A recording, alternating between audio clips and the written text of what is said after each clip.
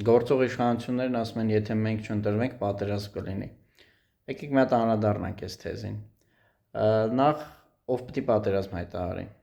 Առաջի կարևոր հարցը դե ենթադրաբար Ադրբեջանը,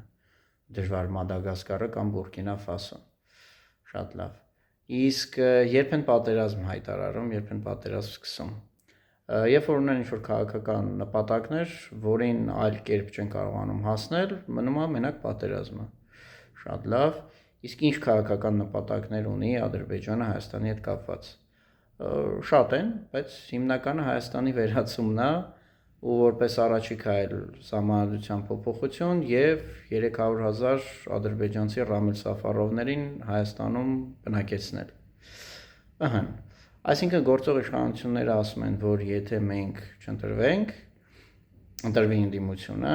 Ադրբեջանը այս պահանջներին հասնելու համար կսկսի պատերազմ։ Լավ, իսկ եթե իրանք ընտրվեն,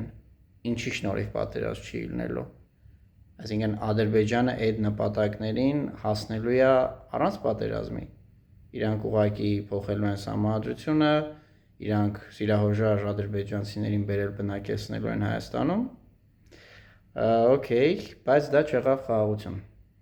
որովհետև ինքնին այդ գործողությունները, երբ որ Ադրբեջանը պահանջում է սահմանադրություն փոխել, պահանջում է Հայաստանի դեմոգրաֆիկ կազմը փոխել, դրանք արդեն պատերազմական գործողություններ են, հենց այնց ոչ չի պահանջում։ Դրանց վերջնանպատակը էլի Հայաստանի գրավումն է, Հայաստանի վերացումն է։ Այսինքն դրանք պատերազմական քայլեր են։ Ու եթե այս իշխանությունները